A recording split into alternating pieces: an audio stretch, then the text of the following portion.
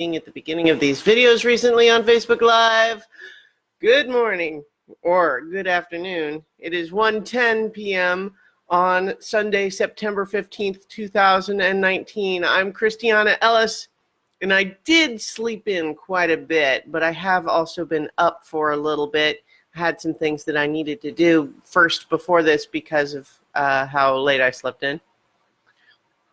But this is 5 more minutes. I am today embarking on my new cartoon rewatch program, having concluded Gravity Falls last week.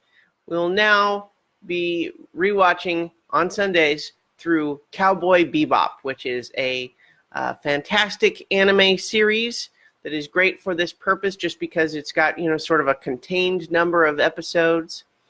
My original exposure to Cowboy Bebop came with a lot of my initial exposure to anime in series form, which was on the Adult Swim channel on Saturday evenings in the early 2000s, and that's when this broadcast, and that's where I first encountered it and loved it. And, I had watched some anime before that, mostly movies, like I'd seen Ghost in the Shell and Akira and that sort of thing. But, discovering the different kinds of anime and series over Adult Swim was, great. And Cowboy Bebop was certainly one of those. But it's also one that I remembered fondly and I've rewatched a couple of times since then and own on Blu-ray and so on. So it is wonderful to revisit it in this way. It is, of course, also, a series that has a corgi in it, which was what introduced me to the breed. And those of you who've been following me for a while know I'm a corgi fan. Yeah. So, but today, we're going to be talking about Session 1, Asteroid Blues. And one interesting quality of this series, I think, is the way that it begins small, and it kind of has a series-long trajectory where it starts with a slightly smaller scope, expands, and then kind of starts to contract again, because we begin with only Jett, and first of all, we begin with only Spike in a flashback. But then we have the Bebop with only Jett and Spike on the ship. And of course, over the course of the series, we expand the crew, we add Ein and Faye and Ed and so on. But then gradually, over the course of the series, it returns to Spike and Jett. Mostly just Spike. But it's a fantastic series, and I think it just has a neat structure that way. And so to begin, we start with a flashback that is meant to be very vague and a little confusing, but with some powerful imagery in it. We begin with, a scene of a rainy area. We hear church bells. We see, Spike standing in the rain holding a bouquet of flowers, and he's in the rain. He seems like he's resigned to something. He drops a rose into a puddle, and that produces an imagery that is, often shown in the end credits sequence. But we also see that as he goes into a church, he has a gun hidden in the bouquet. We see him shooting a bunch of people. It's clearly a desperate fight. And then we see him take out a grenade and kind of smile. And that's, that is how we open the series, is with that flashback. So we're obviously at this point meant to go, what's that all about, right? What's going on there? Like, that's, some ominous imagery.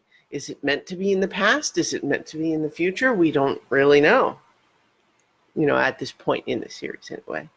But we then zoom to, present day, and we have the Bebop, this ship traveling through space. And one of the things that I really love about this show is, of course, the blending of genres, having it be very much a science fiction show, what with spaceships and, jump gates and, all sorts of high technology and asteroid colonies and all of these sorts of things. but also very much being this sort of genre pastiche with, like there's Western elements and there's film noir elements and all of these sorts of things. I love all of that. And, of course, when Firefly came along years later, it did a lot of those same things, which I'm not implying like Firefly is ripping it off or anything. It's just more a matter of, it's like a lot of people discovered that they loved those things in Firefly, and it's like, hey, look, here's another thing that does that. But so we are introduced on the Bebop to, our two, central characters here in this first episode. We have Jett, who's this sort of big guy. He's clearly, he's bald, goatee, but he's clearly got some like augmentations. Like one of his arms is, looks like it's cybernetic or something like that. He's got kind of a little metal plate on his cheek and some scars. Tough guy. But what do we see him doing? How are we introduced to his character? He's cooking dinner. And I think that's great because Jett, despite being a tough guy, in many respects, he's really more his function in the story and how he really is defined as a character is less about how tough he is or strong he is, but really more about how he cares about people. And I think that's great. And so having him be introduced by cooking is fun. But he is, of course, not without his own quirks in that regard, because, of course, introduces that he is cooking bell peppers and beef for dinner. But as Spike observes, there's not actually any beef in it. So is it really bell peppers and beef? And it's just, yes, it is. It is bell peppers and beef, even if we don't have beef, because it's what we've got. It's broke, we're making do with what we've got because we're broke, is the idea. So we meet Spike again after the flashback doing, obviously, sort of martial arts style exercises. He's doing, a kata or something of that nature. We see him kind of going slowly through the motions, but very controlled. So we learn a little bit through them having dinner and in between them arguing about whether or not it's still bell peppers and beef with no beef in it. And what we see is that they are bounty hunters. Jett introduces the new job that they're going after. And even though the bounty price is 2.5 million wulongs, which would sound like a lot, right?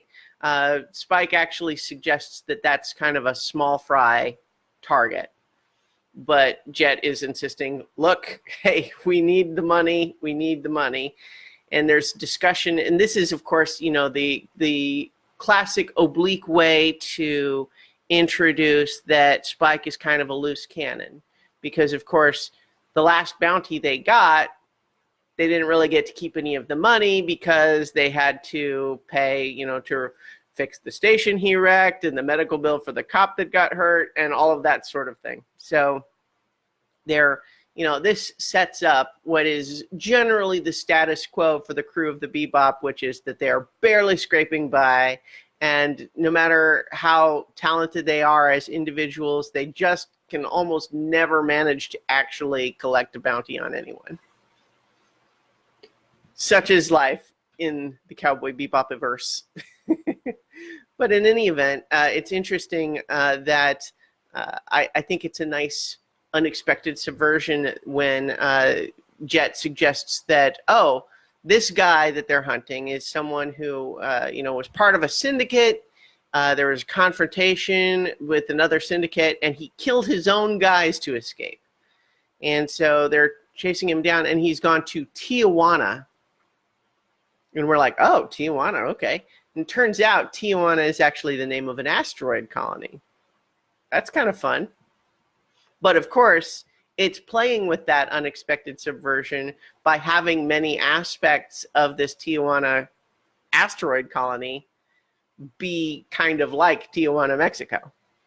And it's, obviously it's not hard science fiction in the sense that this asteroid colony, it's like it's on the inside of a hollowed out asteroid, perhaps. The geography is left a little bit unclear, but we see the horizon curving up away. There's like a ring or something like that, and everyone moves around as though there's full regular gravity. So it's a little bit like, well, I don't know, it's fine.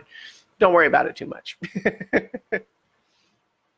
But so we, the two, Jett and Spike, split up to each look for clues on their own, in their own way. And this is where we get, cut over to, the target. So we have Asimov Sorensen. Asimov, of course, a classic science fiction author name. But they enter the El Rey bar. He has got his apparently pregnant girlfriend with him. Girlfriend or wife, it's interesting. It's not made entirely clear. But we are also in this bar introduced to these three old men who will show up over and over again in the series, acting sometimes like a little bit of a Greek chorus.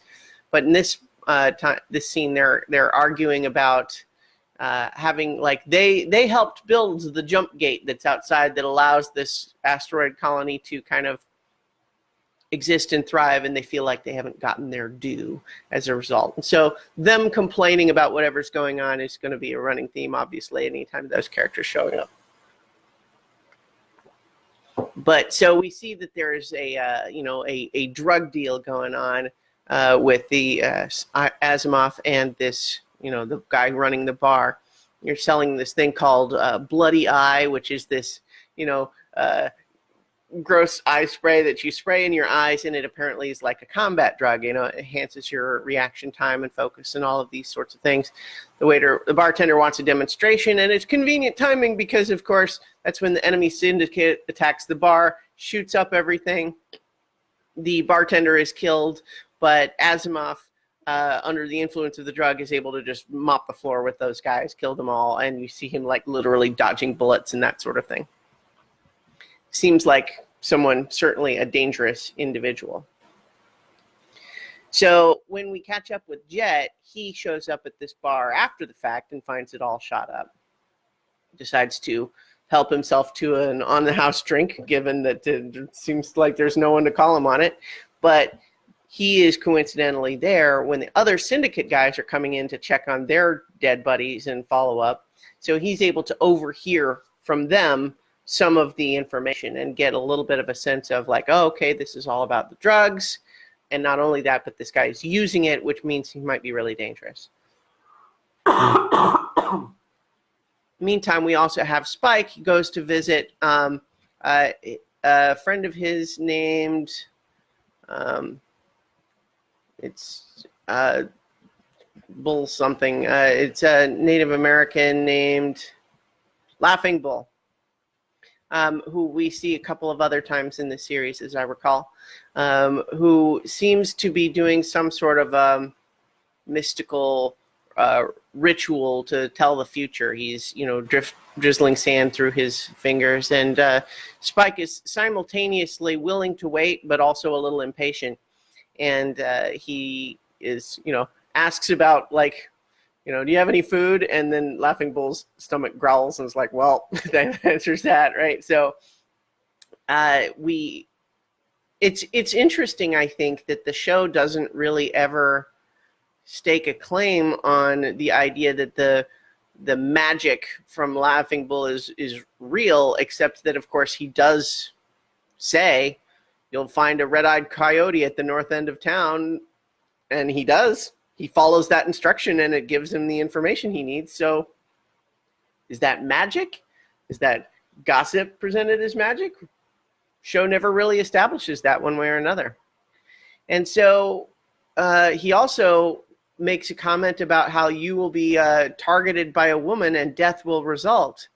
And this is where we get, sort of what may be a reference back to the flashback, Spike saying, oh, well, that's all right. I already died due to a woman. And,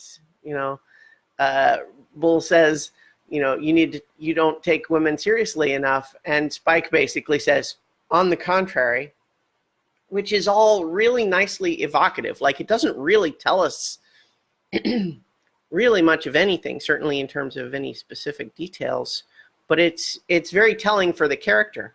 Because Spike's attitude tends to be kind of very flip and glib about things in terms of he appears to not take things seriously, but of course his reaction to being told that is, it's actually the opposite, is that I sometimes take things too seriously, which is an interesting character beat, as we're still getting to learn this character.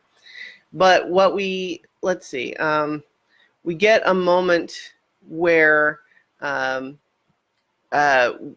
we get like the lead into that first commercial break in the episode is that we see Asimov Sorensen has come to this gas station bathroom, and he's coming down from the drug, and he's having a hard time. He's looking sick. And then we see that Spike happens to be at the same gas station in the same bathroom. And so there's a moment where we're like, oh, does Spike recognize him? Because we recall it seemed like he wasn't really paying that much attention during the initial briefing. Does he recognize him? Seems not to, because he kind of just makes an oblique comment about how, like, oh, you should leave the water running while you wash your hands, because otherwise the sink will clog or something like that. And then he leaves, because we see Asimov like with his reaching for his gun just in case, like, and it's interesting. But we of course realize later that Spike knew all along. He's just not making his move yet, which I think is kind of cool to keep us Spike. This is maybe a good opportunity to talk about Spike a little bit as a character, is that throughout the series, he is not forthcoming about who he is or what he cares about. It is neat storytelling, I think, that the story makes us, the viewer, work pretty hard to ultimately, eventually figure out what he's all about. So we see kind of all the superficial stuff, which is not meaningless, but what's really driving all of that? How did he get to be that way?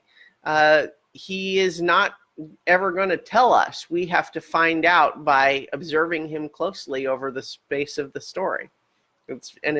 I think that's kind of cool. So the idea that the show does not tip us off that he actually recognizes Asimov, and we have to just realize it later when he makes his move, I think is great. And especially also that making his move doesn't actually turn out very well, because, he goes back out, he bumps into the apparently pregnant Katerina, and does a whole bit where he bumps into her, and he's initially stealing some of her food, but it's funny that she calls him on it for part of the food that she did realize, but then like when she gives him permission to go ahead and eat the hot dog that he has already put in his mouth, he confesses that he had actually stolen a couple of other things too, and he gives that back, and they kind of chat, and they're chatting and having a friendly conversation, and we get a nice ominous shot of Asimov going, scowly face, and then the conversation between Spike and Katerina continues, and he's learning about where they're headed and all of these sorts of things, and we still, as the audience, are not sure there. Like, does he know? Does he realize? Like, he wouldn't have had any reason to recognize her before. But then there's a turn when they're standing out there by the vehicles fueling up, where he has now learned what he needed to know, which is that where they're going, right? And he's learned a little bit about the idea that there's drugs involved. And then he basically reveals that, she figures out that he's a bounty hunter, and it's partly because, he doesn't, he doesn't really hide it at all, and pretty much is trying to get a little bit more information out of her by implying that he doesn't really care about Asimov. He's a nobody. So it's like he's trying to simultaneously say, well, I'm not really after him, but also that he's kind of dismissive and insulting about him. But it's interesting when that conversational turn happens, because of course it reveals that he does know exactly who she is, and he knew all along. And this was all kind of a ploy to get the information he wanted, which, when she realizes, she's very angry and upset, of course, but, he's doing his job, right? Like, that's kind of where he's coming from. And there's an interesting bit where Asimov gets the drop on him and is literally about to strangle him to death. And as far as we can tell, it seems like Spike is not, he is not in control of that situation. And we do see, as Katerina insists, don't kill him, let's just go. He agrees, drops Spike to the ground, and we see Spike manage to pickpocket something from his jacket on his way to the ground. And of course, we had established, in the earlier bit when he stole food from Katerina, we see, we're establishing that what his skill set is, right? So we see him do it in a low stakes setting, and that justifies how he might be able to do it in a high stakes setting. But just the same, it does seem as though he was actually being strangled in a way that was not in his control, having gotten, this really strong drugged out guy getting the drop on him, because he more or less goes unconscious afterwards. But he did manage to steal this sort of demonstration vial of red eye. And so now he knows a little bit more about that. And this is where we have Jett and Spike kind of reunite. They just, compare notes. And now Spike is going to be able to sort of get ahead of Asimov, because he knows where they're going, so they can kind of head them off, and tries to pose as a buyer in order to draw him in. But here's where we get some great stuff in terms of, now that his cover is blown, so to speak, Spike's attitude, this flip, casual demeanor, it's clear he finds this fun even as he's doing all of these really dangerous things. And so we see him get in a hand-to-hand fight. And it, just like we had previously established from the other syndicate guys in the bar that Jett overheard, they're saying, gosh, we sure wouldn't want to fight this guy when he's on these drugs, right? But now we get to see Spike go up against him and, demonstrate what he's got going on, which is, we're now knowing his skill set includes, like, he's quick fingers and excellent combat, hand-to-hand combat. He's very good. And so he's wearing, a poncho and sombrero that's very much an homage to, the Dollars trilogy or old spaghetti westerns. And just like there was a Desperado reference earlier in the bar, there's lots of these little cultural references being peppered in through here. So they fight, but more guys show up, keeps kind of Spike from taking this guy down. They escape, and it turns into the big chase and spaceship chase, and they're trying to chase him down. But the point is, during all of this chaos, the cops have come out in force too. And this is where we get sort of the noirish tragedy sort of element of the story, where we have Katerina. First of all, during the fight, it's revealed she's not actually pregnant. It was just like this false belly was where she was keeping all of the drugs. But we see Asimov losing control, and how everything is really falling apart. And we see her go through this realization of, this isn't going to happen. She's never going to see Mars. It's the end. Bonnie and Clyde style. But in seeing him completely losing control, she decides to take a step to end it. And so just as Spike is catching up in the ship, and we know that ship is basically playing chicken with a whole squad of police cruisers, spaceships.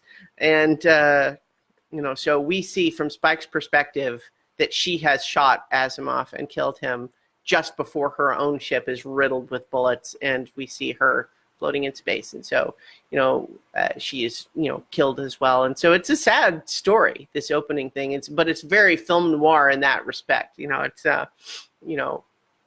the hubris of trying to buck the system was what led to a tragic fate and that sort of thing for that. And so Spike is really just kind of the observer of that story. You know, he tried to intervene, but ultimately it probably would have ended the same way even without his intervention. You know,